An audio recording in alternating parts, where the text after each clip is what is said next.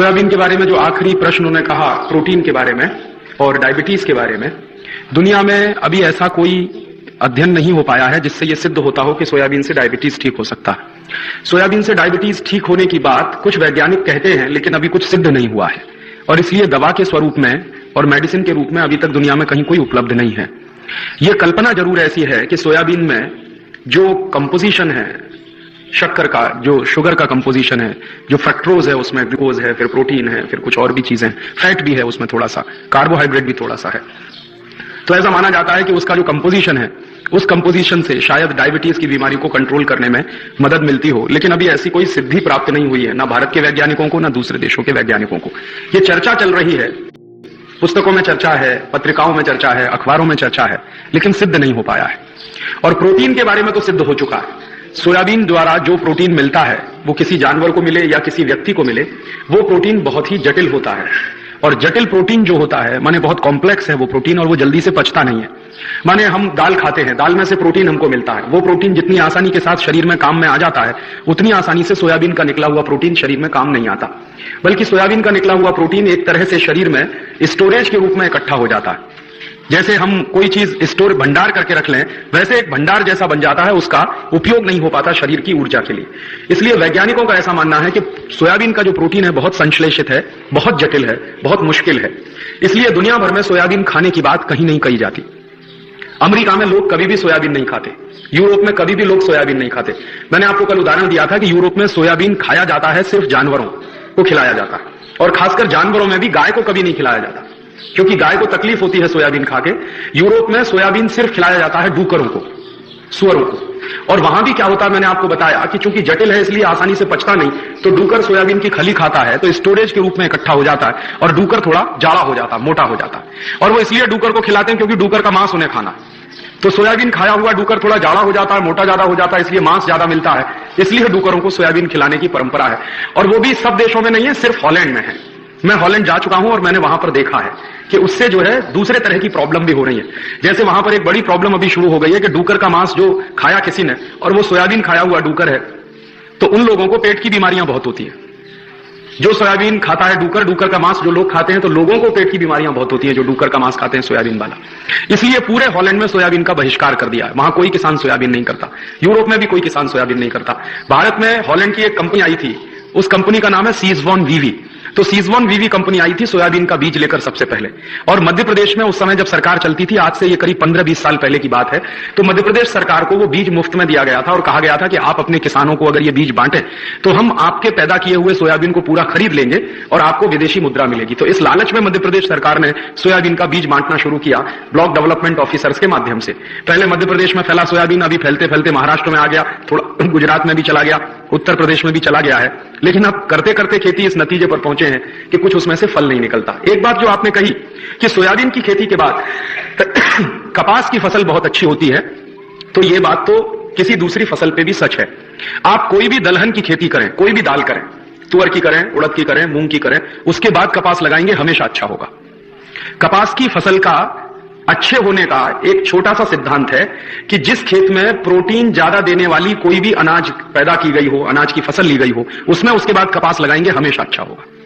और इसी तरह से एक और दूसरी छोटी सी बात है कि तुअर की दाल लगा दीजिए किसी खेत में, उसके बाद गेहूं लगाइए, गेहूं हमेशा उसमें अच्छा होगा।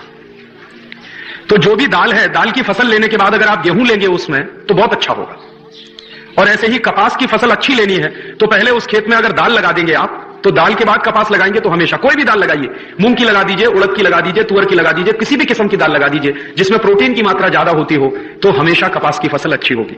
सिर्फ सोयाबीन से कपास की फसल अच्छी होती है, इससे भी ज्यादा सच ये है कि किसी भी तरह की दाल की फसल आप लगाएं तो उसके बाद कपास की फसल निश्चित रूप से बहुत अच्छी होती है। और ये जो फसल चक्र का एक सिद्धांत है, और शायद इस देश में सभी किसान जानते थे आज से 200-300 साल पहले तक, लेकिन ये जो परदेशियत आ गई, विदेशीकरण हो गया हमारी खेती का, तो वो फसल चक्र का जो हमारे ज्ञान थे वो खत्म हो गए, टूट गए धीरे धीरे। तो गांव के जो बुजुर्ग हैं, जो पुराने लोग हैं, ये ज्ञान किसी किताब में नहीं मिलेगा। जो गांव के पुराने बुजुर्ग हैं जिन्होंने पुरानी खेती की है, उनसे मिलेगा कि आप क्या करते थे अपने जमाने में। क्योंकि किताबें इस पर ज्यादा लिखी हुई नहीं है, ज्यादा इस पर प्रकाशित साहित्य नहीं है।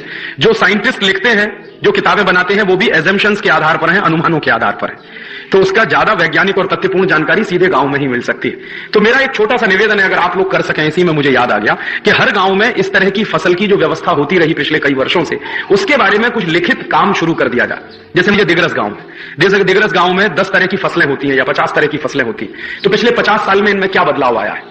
50 साल पहले ये फसलें किस तरह की, 50 साल के बाद किस तरह की फसलों का प्रतिनिधित्व ज्यादा हो गया है, किस तरह की फसलों का परसेंटेज बढ़ गया है। अगर ये छोटा छोटा एक सर्वेक्षण का काम हर गांव में शुरू कर दिया जाए, तो ये जो झगड़ा है कि सोयाबीन के बाद क्या करें, या गेहूं के बाद क्या करें, या कपास के बाद क्या करें, या ऊस के बाद क्या लगाएं खेत में, धान लेने के बाद क्या लगाएं, ये झगड़े उसमें से सुलझ जाएंगे और वो ज्ञान जो हमारे पास था वो वापस हमारे पास लौट आएगा। तो मुझे ऐसा लगता है कि हर गांव में जो नौजवान साथी हैं, जो थोड़े भी पढ़े लिखे हैं, वो इस तरह का काम शुरू कर सकते हैं। और इस तरह का काम शुरू करने में गांव के जो बुजुर्ग लोग हैं, जो वडील हैं, उनकी बड़ी भारी मदद हो सकती है, जिन्होंने पिछले कई सालों से खेती की है, जिनको इस बात का अंदाजा है। तो मुझे लगता है कि इस तरह का प्रयास शुरू होना चाहिए। और कई बार किताबों में, खासकर पत्रिकाओं में, बहुत बार ऐसी माहिती आती है जो विदेशों से इंपोर्टेड होती है। सोयाबीन के बारे में जितनी माहिती भारत की पुस्तकों में छपती है, सब विदेशी माहिती है, क्योंकि सोयाबीन हमारी फसल कभी नहीं थी। ये हिंदुस्तान में 20-25 साल पहले कोई जानता भी नहीं था कि सोयाबीन क्या होता है। ये पूरी तरह से इंपोर्टेड फसल है और इंपोर्टेड कृषि का ये जो है पद्धति है सोयाबीन पैदा करने की। तो ये जो विदेशों से आने वाली जानकारी है, उसको सीधी तरह से कभी स्वीकार ना करें, क्योंकि जरूरी नहीं है विदेशों में कोई एक जानकारी सच हो वो हमारे यहां भी सच हो। बिल्कुल जरूरी नहीं। हो सकता है वहां बहुत गलत हो और आपके यहां सच हो जाए, हो सकता है वहां सच हो आपके यहां गलत हो जाए, क्योंकि फसल चक्र जो होता है वो मौसम के हिसाब से बनता है। और फसल की किसी भी स्थान पर उत्पादन की जो शक्ति होती है, वो वहां की स्थानीय मिट्टी और जलवायु के आधार पर बहुत निर्भर करती है। तो हॉलैंड के लिए कोई बात एक सच हो सकती है, वो भारत के लिए सच नहीं होगी। हॉलैंड का मौसम एक तरह का है, भारत का मौसम दूसरी तरह का। तो सोयाबीन हॉलैंड के लिए बहुत अच्छी फसल मानी जा सकती है, भारत के लिए जरूरी नहीं है कि बहुत अच्छी फसल होगी। इसलिए प्रदेशों से कोई जानकारी आ गई है और उसको हम सत्य मान के काम करना शुरू करेंगे, तो कई बार धोखा उसमें ज्यादा होता है। उसको अपने विवेक से परखें और अपनी बुद्धि से उसका टेस्ट करें और उसके बाद उसको समझने की कोशिश करें और तब उसको फॉलो करें। ऐसे ऐसे एग्रीमेंट साइन हुए हैं लिबरलाइजेशन के नाम पर कि आप चौंक जाएंगे। अमेरिका की एक कंपनी है जिसका नाम है पेप्सी कोला। पेप्सी कोला के साथ भारत सरकार ने एक एग्रीमेंट साइन किया है कि हर साल Pepsi Cola 10,000 metric ton chemical waste America से लाकर हिंदुस्तान में डंप करेगा। ये है लिबरलाइजेशन। और ये 2 साल से डंप होना शुरू हो गया है।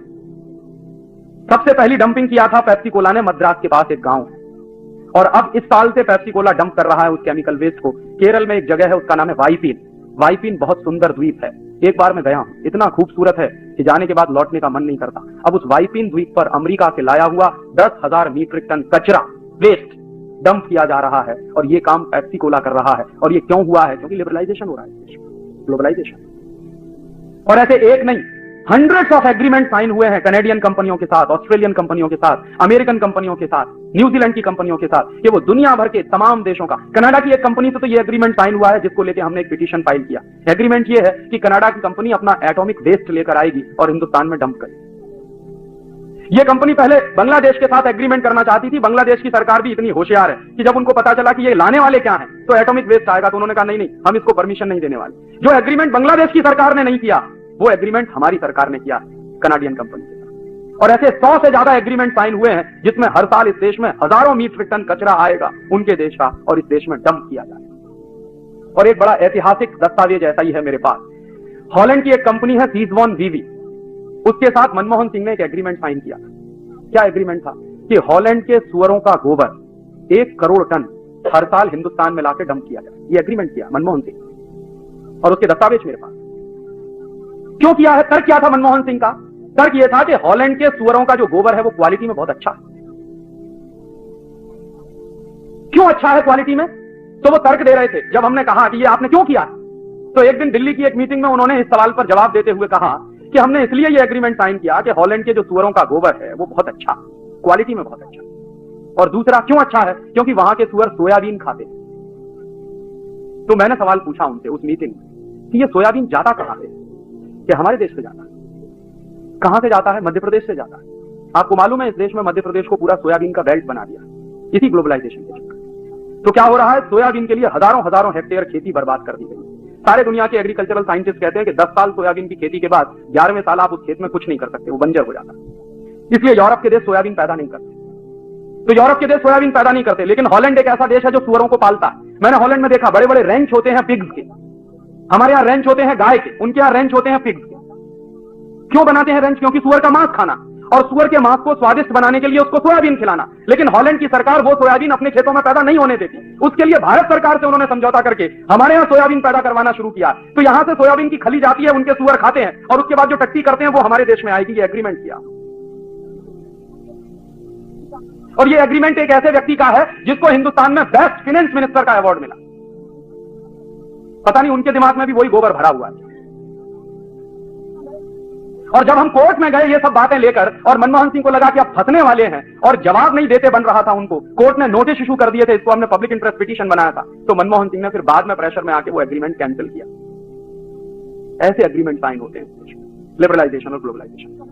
कोई एक मॉनिटरिंग कमेटी नहीं है इस देश में जो ये छांटती हो कि क्या एग्रीमेंट साइन हुआ है और उसके क्या परिणाम होने जा रहे हैं।